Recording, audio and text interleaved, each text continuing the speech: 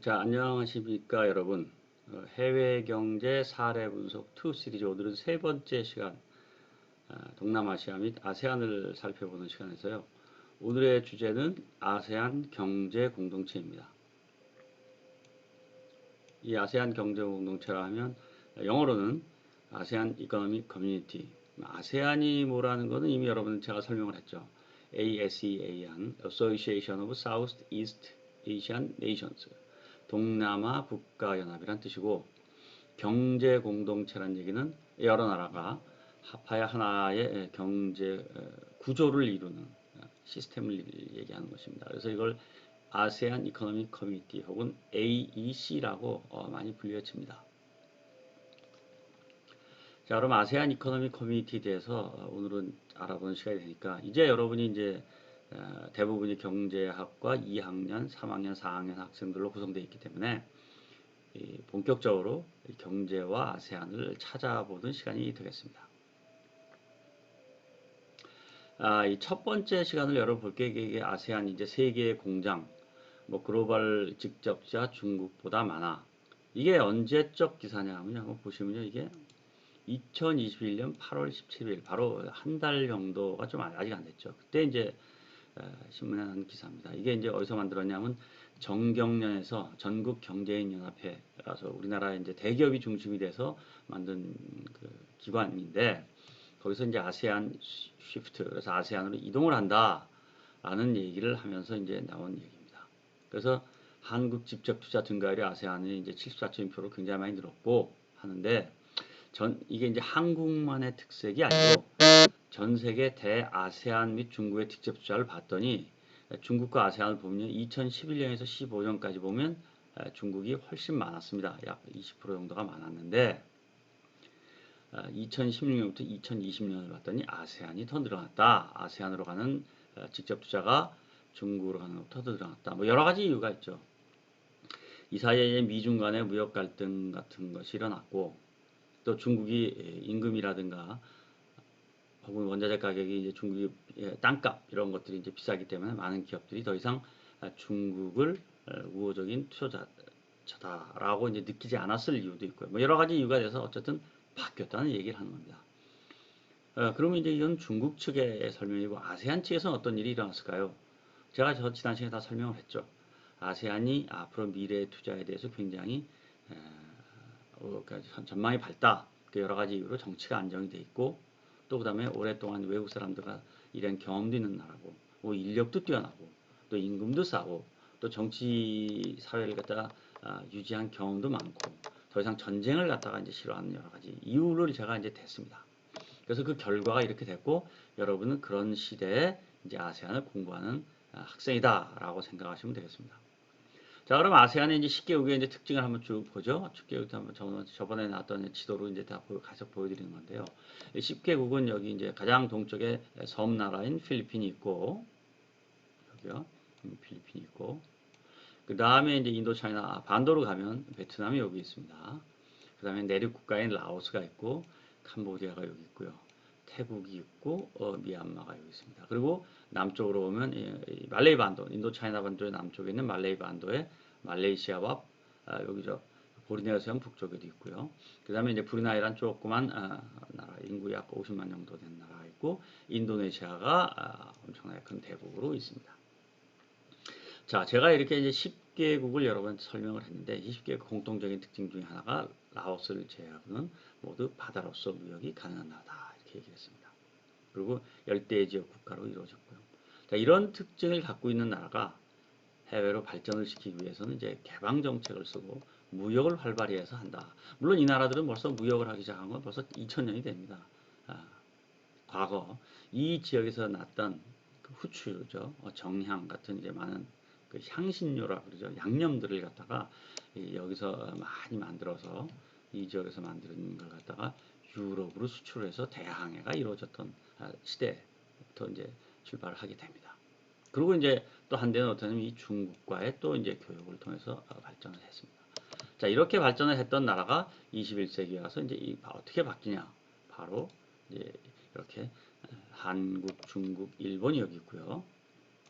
이쪽에 한중일이 분포를 해서 세 개의 공장지대가 여기 있게 됐습니다.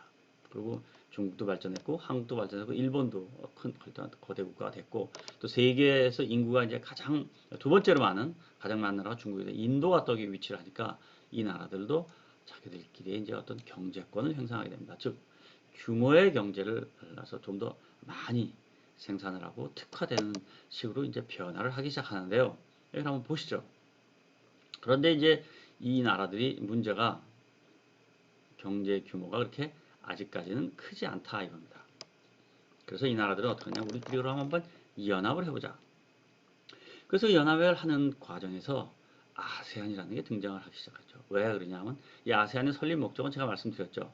이미 1960년대, 70년대를 거치면서 이 지역의 전쟁을 없애는 목적으로 안보 위주의 기관이었는데 베트남이 통일이 되고 또 공산주의가 이제 이 땅에서 더 이상 활발하게 활동하지 못하고 각종 공산주의 국가 역시 시장 경제로 변화하는 시대가 왔습니다. 그러자 이제 이들의 목적이 무엇이냐? 우리는 공산주의 국가로부터 위협이 없다. 우리가 할 일은 경제 번영을 하는 것이다. 그럼 경제 번영하는 가장 중요한 일이 무엇일까? 옆나라와 협력하는 것이다.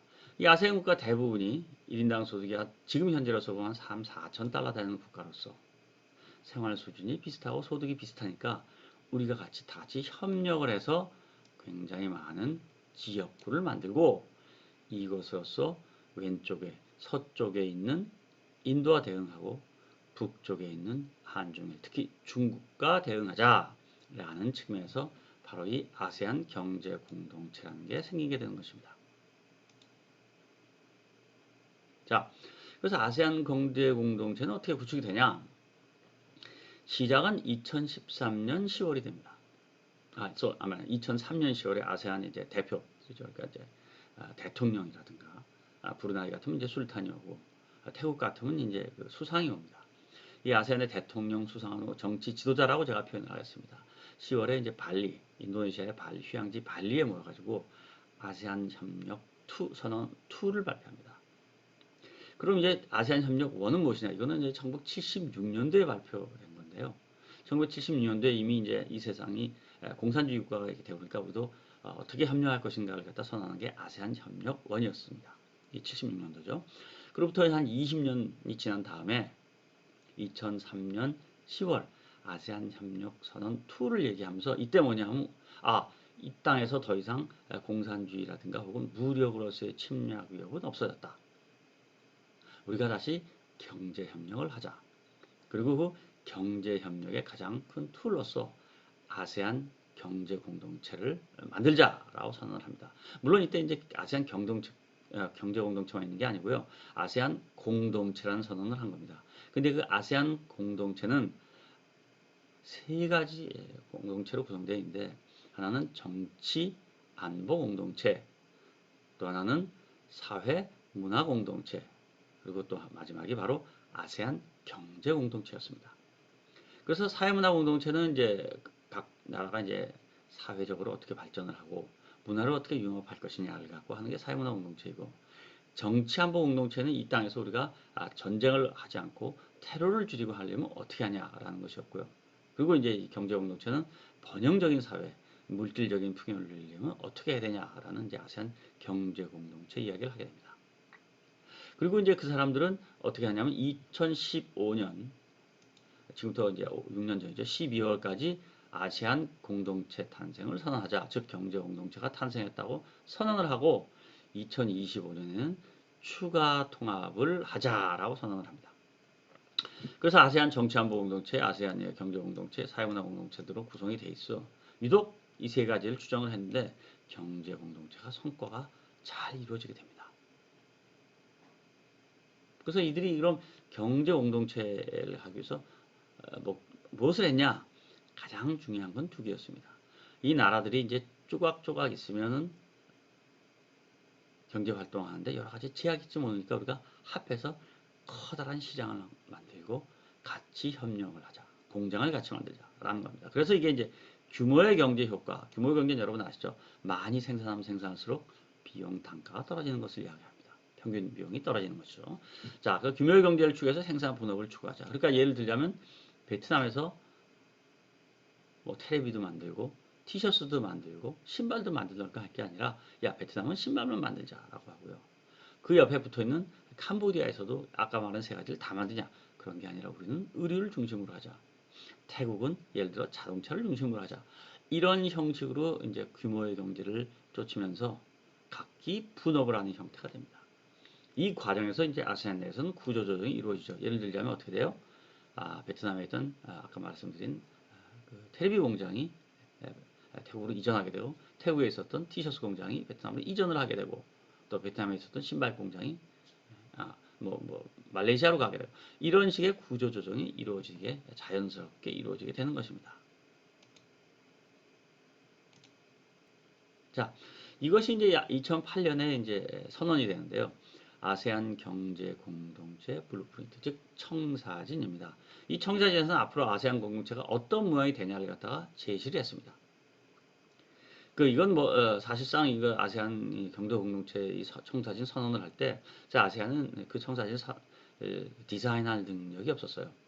그러니까 10개국에 이제 인구는 한 6억 5천만 명이 되지만은 이 사람들에게 그걸 하려고 그러면 굉장히 많은 경험과 또 유럽의 경험을 이용을 하고 많은 지식을 활용해야 되는데 그렇지 못했습니다. 그래서 이제 당시에 누가 하냐면 일본이 지원을 해주게 됩니다. 일본이 인도네시아의 자카르타, 수도 자카르타의 에리아라 그러죠.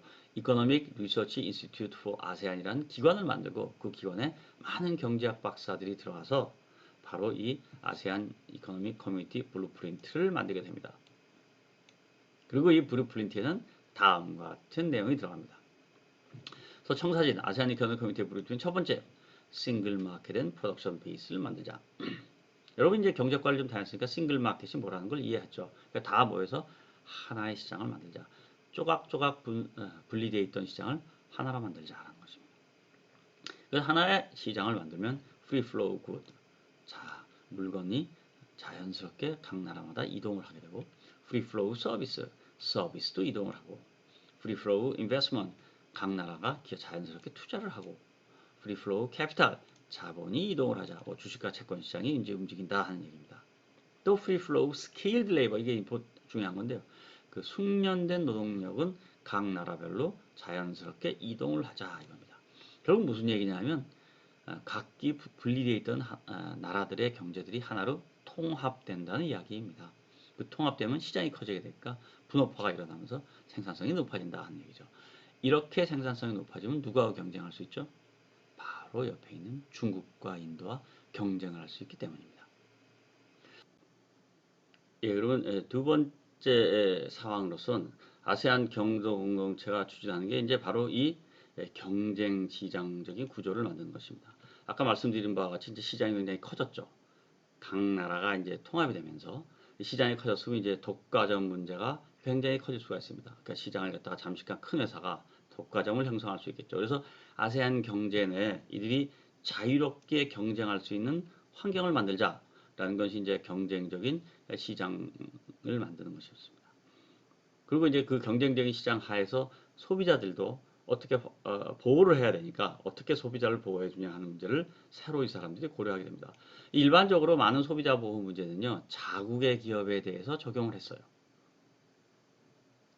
그래서 이제 여태까지 이제 각 나라들이 활동을 하는 과정에서 예를 들자면 과거에 태국 사람들은 태국에서 만든 자기들의 세탁기를 사용을 했는데 어느 날 이제 많은 세탁기들이 이제 베트남에서 오게 되면 베트남에서 오는 세탁기에 대해서 어떻게 고장이 나면 처리할 것인가 이런 문제가 있고 또한 거꾸로 베트남 사람들이 이렇습니다. 태국에서 이제 세탁기가 아니고 태국에서는 이제 만든 텔레비가 온다.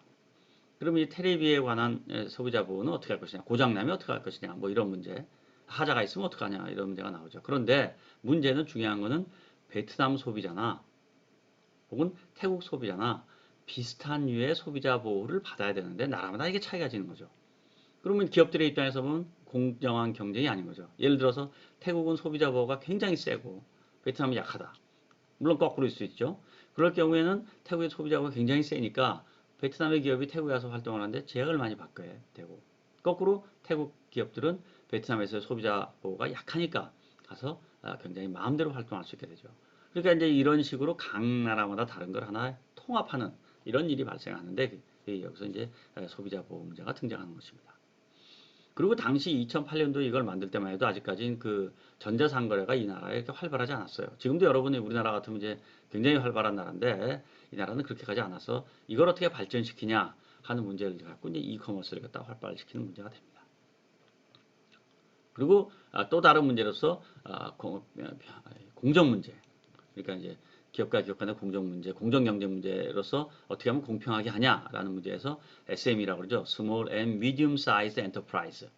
이걸 뭐라 그러냐면 중소기업이라고 얘기하는 것입니다. 그 중소기업을 어떻게 발전하냐를 갖고 큰 이슈가 돼서 이제 이들이 정책을 세우고 어떻게 하면 이것을 이러한 문제, 각 아세안이 갖고 있는 문제에 각 나라 갖고 있는 문제를 해결할 것이냐 하는 청사진을 갖게 됩니다. 자, 그리고 보다시피 어떻게 됐어요? 2008년도에 이걸 발표를 하고 2015년에 아세안 경제 공동체는 달성이 됩니다. 이 사람들이 만드는 경제 공동체는 어느 정도 수준의 목표를 달성했다고 하는 것이죠. 그 어느 정도냐 하는 것은 나라마다 약간 차이가 있습니다. 뭐 한국 사람이 보기라든가 혹은 유럽 사람이 보기에는 좀 미진하다고 볼 수 있지만 아세안 사람들이 보기에는 이 정도면 그래도 됐다. 이 정도가 어느 정도인지 제가 조금 이따 말씀드리겠습니다. 그리고 나서 우리가 이 정도 어떤 수준에 달성했으니까 앞으로 10년 동안 2025년까지는 또 이런 걸 더 하자라고 해서 2025년 블루프린트를 또 하나 만들게 됩니다. 바로 이것입니다. 이것이 바로 2015년 이 사람들이 아세안 공동체를 만들면서 2025년도에는 더 심화된, 더 업그레이드된 경제 공동체를 만드는데 이걸 하겠다. 근데 사실상 내용을 보면요. 큰 틀에서는 거의 비슷합니다. 왜 그러냐면 우리가 다 알듯이 경제 공동체가 뭐라는 개념에 대해서는 다들 이해를 하고 있었는데 문제는 그 구체적인 수단이 조금씩 달랐기 때문에 그런 거죠. 그래서 하고자 하는 바는 비슷합니다. 제가 지금 여기 붉은색으로 박스칠을 했는데 붉은색으로 박스칠한 내용을 하나하나 살펴보기로 하죠. 자, trade, a highly integrated cohesive economy. 그러니까 보다 더 응집되고 통합된 경제를 만들자. 아까 비슷한 얘기죠. 그래서 뭘 하냐면 어디서 trade in good, 상품 교육에서 그렇게 하자. 두 번째, trade in service에서 그렇게 하자. 그래서 투자 환경에서 그렇게 하자. 금융 인테그레이션, 통합을 그렇게 하자. 사실상 아까 2015년 거를 한번 다시 볼까요? 2015년 거를 보시면 여기 나온 얘기하고 free flow good, free flow services, free flow investment, free flow capital 거의 비슷한 얘기입니다. 다만 같은 목적을 향해 가는데 그 방법이 조금 업그레이드 됐다 이 정도로 이해를 하시면 되겠습니다. 여러분. 자, 그 다음에 이제 facilitate movement of skilled labor and business visitor. 이것도 아까 말씀드린다고 거의 같죠. 같은 얘기죠. 자, 새로 들어간 게 뭐냐? Enhancing the participation in global value chain이라는 것입니다. 자, 그러면 글로벌 밸류 체인이 뭐냐라고 얘기하면 글로벌의 전 세계적인 가치 사슬이죠. 근데 가치 사슬이란 말은 나라와 나라에 있는 기업, 여기 지역에 다른 지역, 여기서 지역이라 하면 뭐 남미, 혹은 뭐 중동, 혹은 아시아 지역 이런 걸 얘기합니다. 그런 지역이나 다른 데 있는 국가들이 어떤 상품을 만들 때 가치를 하나씩 더한답니다. 그러니까 예를 들면 어떻게 돼요? 우리가 석유를 수입해서 뭘 만듭니까, 여러분? 가솔린을 만들죠. 그 석유를 수입해서 또 뭘 만들어? 어떤 화학약품을 만들죠. 그 화학약품을 갖고 또 뭘 합니까? 여러분이 만드는 많은 제약을 만들죠. 이렇게 보면 하나씩 어떻게 돼요?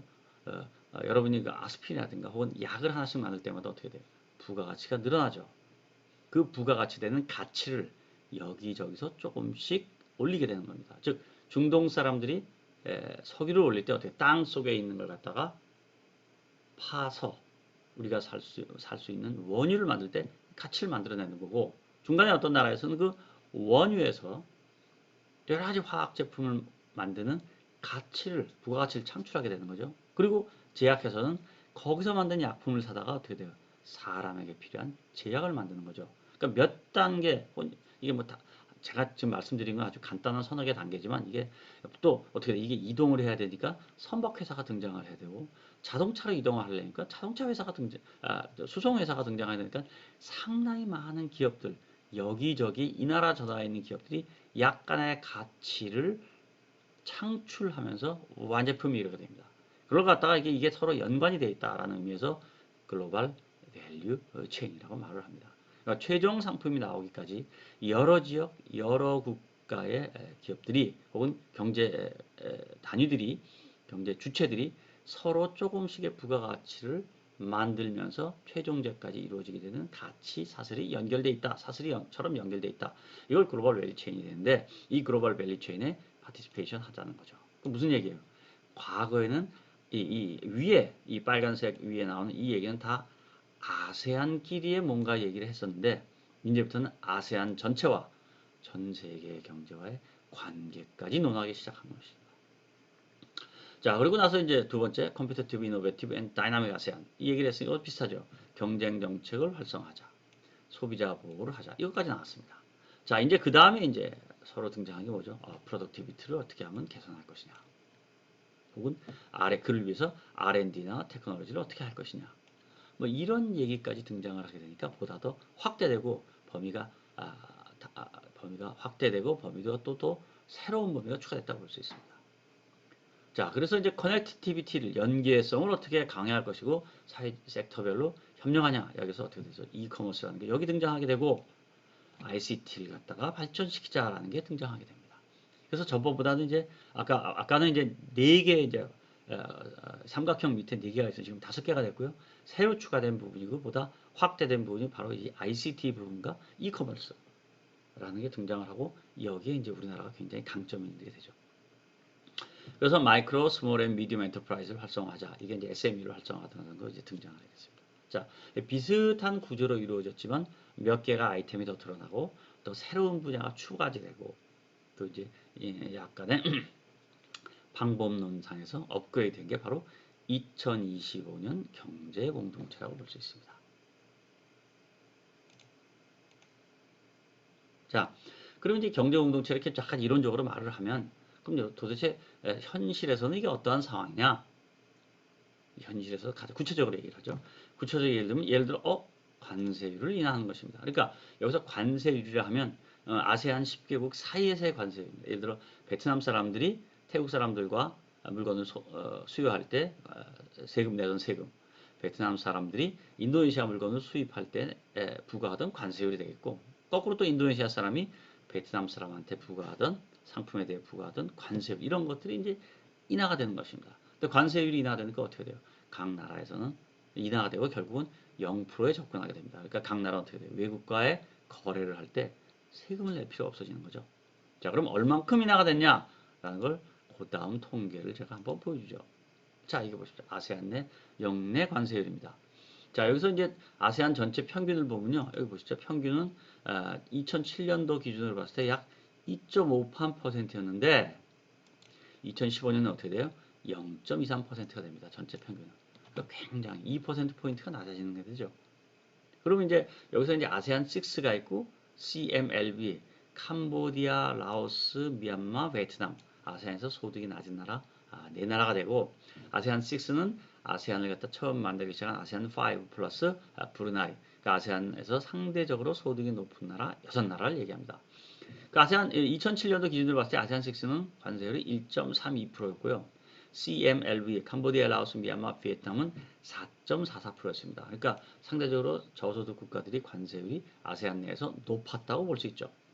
그러니까 아세안 국가들끼리 얘기하는 겁니다. 이것들이 이제 어떻게 돼요?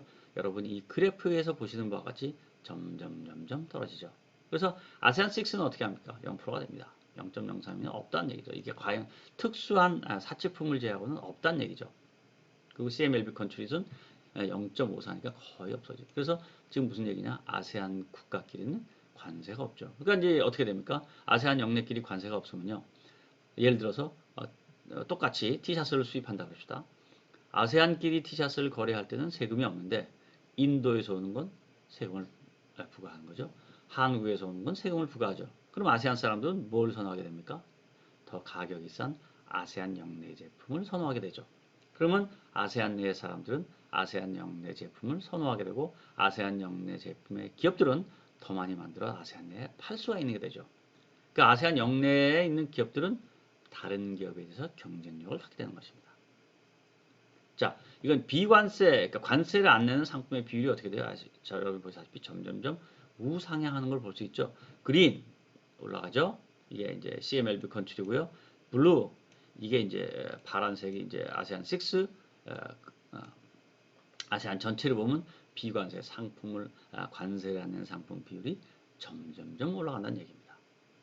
자, 여러분 의미를 이해하셨죠? 이렇게 비관세가 되고 관세율이 낮아지니까 아세안끼리 교육이 활성해지고 아세안 내 영내 생산이 늘어납니다. 그리고 아세안은 계속 어떻게 돼요? 소득이 늘어나고 인구가 늘어나니까 상품에 대한 수요는 점점 커지는 것입니다. 자, 이게 영내 관세율 인하를 갖다가 여러분은 이제 직접 확인했죠?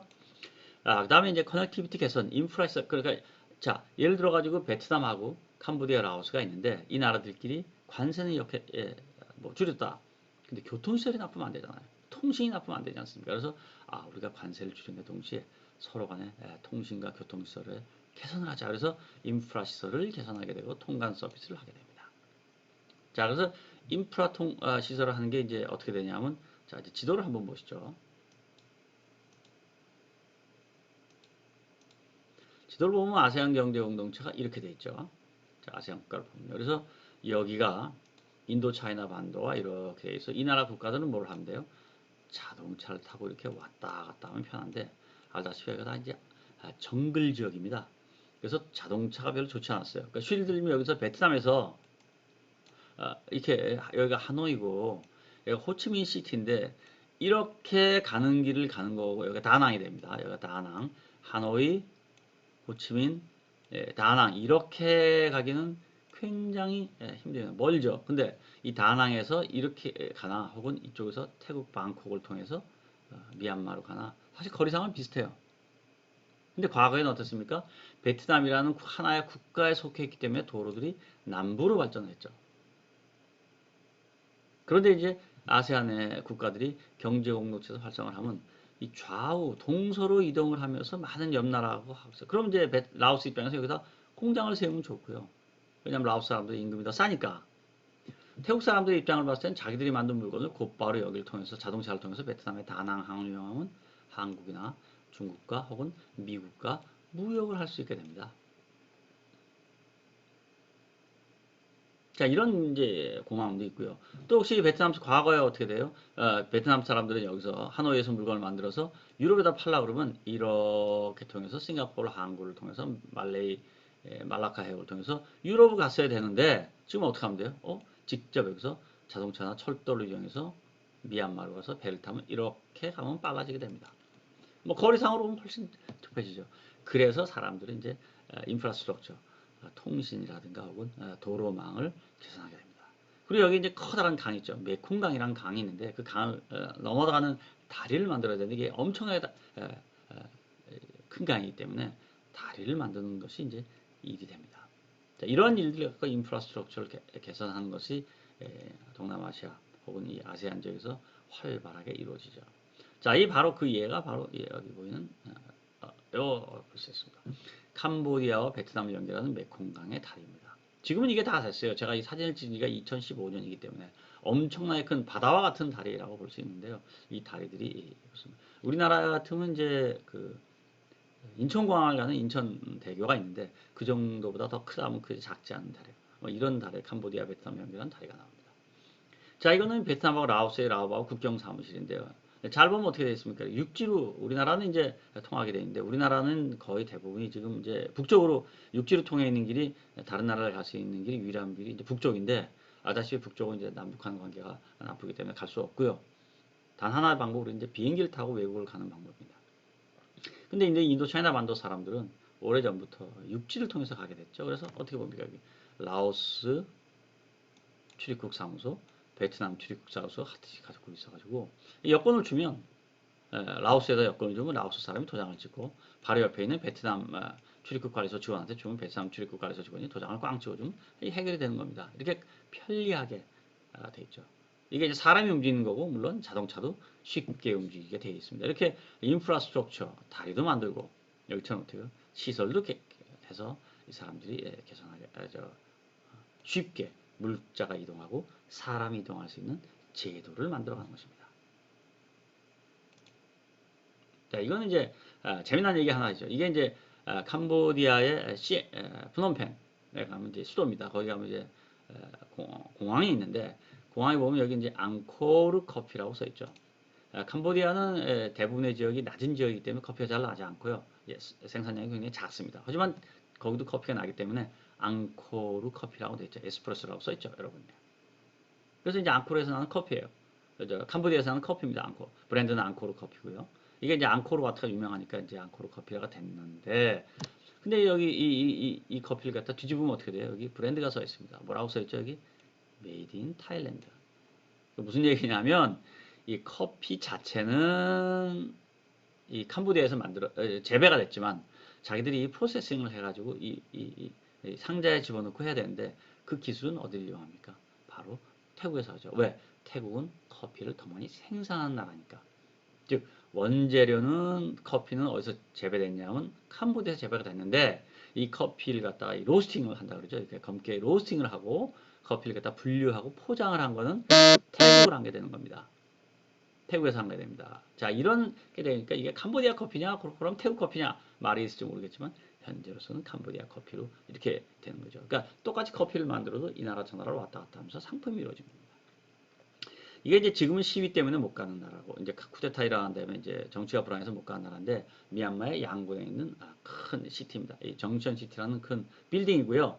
이 빌딩에 쇼핑몰이 있는데 이 쇼핑몰은 누가 만들었냐? 바로 싱가포르의 자본이 된 겁니다. 내가 저번 시간에 한번 얘기를 했죠. 싱가포르는 1인당 소득이 약간 7만 불이 되는 나라니까 많은 돈이 있어요. 그래서 그 사람들은 자기들의 자본을 동남아시아 국가에 투자를 하는데 이렇게 이제 양곤 시내 가장 높은 빌딩 중에 하나인 정션시티 빌딩에 투자를 하고 여기에 백화점을 만들어서 사람들이 즐기게 되는 겁니다. 그러니까 이 싱가포르의 자본이 미얀마로 가서 이렇게 활동을 합니다.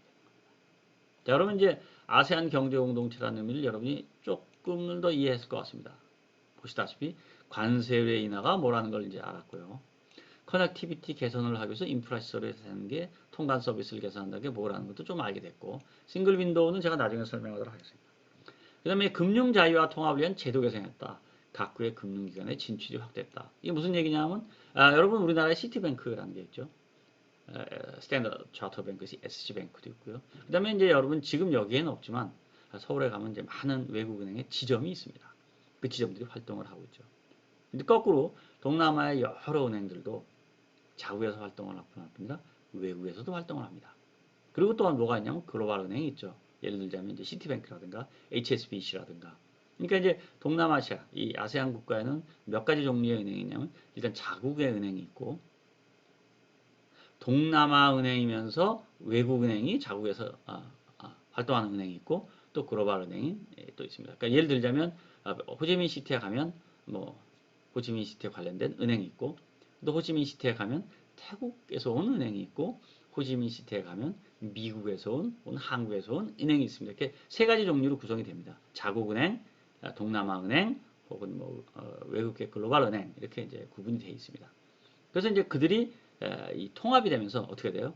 외국계 은행 중에서 선진국 은행, 예를 들면 HSBC라든가 시티뱅크가 오는 거는 별로 차이가 없는데 동남아 은행, 예를 들어 태국 뱅콕 뱅크가 베트남에 지점을 낸다든가 혹은 뱅콕 뱅크가 라오스에 지점을 낸다든가 혹은 미얀마에 낸다든가 혹은 인도네시아 뱅크가 지점을 내는 활동이 활발해지는 거죠. 그게 각국 금융의 진출이 확대됩니다. 자, 그럼 이 현황을 한번 살펴볼까요, 여러분? 어떻게 되냐? 자, 이게 이제 아세안 은행들의 해외 지점입니다. 좀 보기 힘들 텐데요. 제가 이제 하나하나 이제 설명을 해주면 이해를 할 수 있을 겁니다. 자, 지금 이쪽에 이제 인도네시아, 말레이시아, 필리핀, 싱가포르, 타일랜드, 브루나이, 캄보디아, 라오, PDR, 미얀마, 비에트남의 10개 국가입니다. 자, 이 10개 국가들이 이제 자기 나라 은행에 지점을 갖고 있는데 그 지점이 어느 나라 은행이냐? 물론 자기 나라 은행은 물론 있고요. 그래서 소스가 글로벌 뱅크, 세계적인 뱅크가 되는 거죠. HSBC라든가 스탠다드 차터스라든가 시티뱅크가 있죠. 그래서 이게 무슨 얘기냐면 시티뱅크는 인도네시아에 지점을 갖고 있고 시티뱅크는 말레이시아에 지점을 갖고 있고 시티뱅크는 필리핀에도 지점을 갖고 있고 싱가포르에도 지점을 갖고 있고 타일랜드 지점을 갖고 있고 브루나이에도 지점을 갖고 있고 비에트남에도 지점을 갖고 있다는 것입니다. 그래서 7개 지점의 국가에 지점을 갖고 있다는 것입니다. 그 스탠다드 차터스는 어떠냐 하면 똑같이 7개의 지점을 갖고 있고 이 나머지 3개는 representative office 무슨 얘기냐면 사무소 실제로 은행 업무는 하지 않지만 사무소를 만들고 현지와 협력을 한다 이런 뜻입니다. 자 그렇다면 이제 이게 이제 글로벌 은행들이 이제 HSBC도 역시 7개 국가에 갖고 있다는 얘기죠. 자 그럼 이제 그 당시에 동남아 은행을 보겠습니다. 말레이시아에 이제 메이뱅크라고 해서 말레이시아 가장 큰 은행 중에 하나인데요. 그 메이뱅크는 어떻게 돼 있어요? 하나, 둘, 셋, 넷, 다섯, 6개 나라의 지점을 갖고 있고 있었습니다. 그리고 이게 2012년까지는 캄보디아에도 지점을 갖고 있고 비에트남에도 지점을 갖고 있었죠. 그러니까 8개 국가의 지점을 갖고 있었다가 빨간색은 무슨 색이에요? 아까 말한 대로 아세안 경제 공동체가 선언이 되고 보다 금융기관이 활성화되면서 어떻게 돼요? 2013년 이후에는 라오스와 라오피디아라고 미얀마에도 지점을 설치하게 됩니다. 그럼 왜 2013년 이후냐? 왜냐하면 미얀마가 2013년 이후 외국인한테 은행을 지점을 최초로 허락을 합니다. 그래서 그때 이제 메이뱅크가 들어가게 되는 거죠. 또 말레이시아의 CIMB라고 큰 은행도 마찬가지입니다. 이게 과거에는 하나, 둘, 2013년 이전에는 넷, 5개 은행이 갖고 있다가 어떻게 돼요? 미얀마하고 베트남에도 지점을 세우고 활발하게 일동하는 거죠. 타일랜드 입장을 보죠. 태국에서 입장에서 보면 방콕뱅크라고 큰 은행이 있는데 이 방콕뱅크도 인도네시아하고 과거에 2012년까지는 말레이시아, 필리핀, 싱가포르, 타일랜드의 지점을 갖고 있고 라오스하고 베트남을 갖고 있었습니다. 그러다 2013년 이후에는 어떻게 됐냐면 캄보디아에도 지점을 설치하고 미얀마에도 지점을 설치하게 되죠. 자, 제가 지금 말씀드리는 게 이게 무슨 얘기냐 한번 보시죠. 과거 2012년까지는 이 글로벌 뱅크 HSBC라든가 스탠다드 차터스의 CB뱅크가 아세안 지역의 거의 모든 지역에 지점을 갖고 있었고 이 CLM 컨트리에는 갖고 있지 않았었는데 별로 확대되지 않았어요. 그런데 과거에는 HSBC나 스탠다드 차터, 시티뱅크보다 규모가 작았고 지점수가 작았던 이 동남아시아 자체 은행들이 어떻게 됐어요? 빨간색으로 보면 더 많은 지점을 이들이 설치하게 됐죠. 그러니까 규모상으로 어떻게 돼요? 아세안에서는 이들 규모가 더 커졌다는 얘기입니다. 이렇게 쉽게 얘기하면 어떻게 되냐면 말레이시아에 있는 사람이 베트남에 가서 금융거래를 하거나 혹은 무역거래하기가 더 편해졌고 싱가포르 사람이 미얀마 가서 사업하기가 더 편해졌죠. 왜? 금융시장이 통합이 됐기 때문에. 쉽게 얘기하면 여러분이 이제 과거에 호지민시티에 우리나라 지점이 없을 때는 어떻게 했어요? 우리나라에 우리은행 지점이 없거나 신한은행 지점이 없을 때는 여기서 돈 보내기가 굉장히 힘들었어요. 돈 받기도 힘들었고. 왜냐하면 현지에 있는 현지의 은행을 활용해야 됐기 때문에. 하지만 거기에 이제 우리은행이라든가 거기에 우리나라에 하나은행이 하나은행 생기고 또 거기에 이제 그 국민은행이 KB뱅크가 생긴다. 어떤 우리나라 은행과 거래하는 것 같이 똑같이 할 수 있게 되면 굉장히 편해집니다. 바로 이런 현상이 여기 일어났다는 얘기죠. 그러니까 인도네시아 사람 혹은 말레이시아 사람 혹은 뭐 싱가포르 사람, 태국 사람들이 아세안 내에서 돈을 붙이고 받고 하는 송금하고 하고 금융 활동을 하고 주식을 사고 채권을 사는 활동이 굉장히 편해졌다는 얘기죠. 그것이 바로 아세안에서 경제 공동체가 이루어지면서 나타난 현상이라고 볼 수 있죠. 자, 그리고 아까 이제 법제도 개편하는 얘기가 있는데 이건 제가 아까 한번 설명을 했기 때문에 죄송합니다. 그리고 이제 이게 이제 데이터 포 아세안 stat.org라는 게 생겨서 아세안 국가들이 통계가 통합이 돼요. 그러니까 쉽게 이 10개 나라가 어떤 경제 구조를 갖고 있냐, GDP는 얼마냐, 혹은 경제 성장률이 얼마냐, 산업 구조는 어떠냐 하는 통계를 일목요연하게 보게 되죠. 그러니까 어떻게 돼요? 아세안 국가들이 어떻게 변하고 있냐를 갖다가 쉽게 볼 수 있었습니다. 그러면 2010년 전에는 어땠냐? 이게 각 나라가 다 다르게 돼 있었기 때문에 예를 들어서 GDP를 알고 싶으면 어떻게 돼요? 산업 구조를 알고 싶으면 10개 나라 통계청에 다 들어가서 알았었는데 지금은 하나가 통합되는 사태가 납니다. 자, 오늘은 아세안 경제 공동체에 대해서 좀 알아봤습니다. 아시다시피 여러분이 이제 조금 우리가 갖고 있는 경제를 통해서 아세안을 이해할 수 있게 되는 시간이 됐습니다. 그럼 이제 다음 시간에는 아세안 경제와 한국과 관계는 어떤 것이냐를 살펴보는 시간이 되겠습니다. 네, 감사합니다.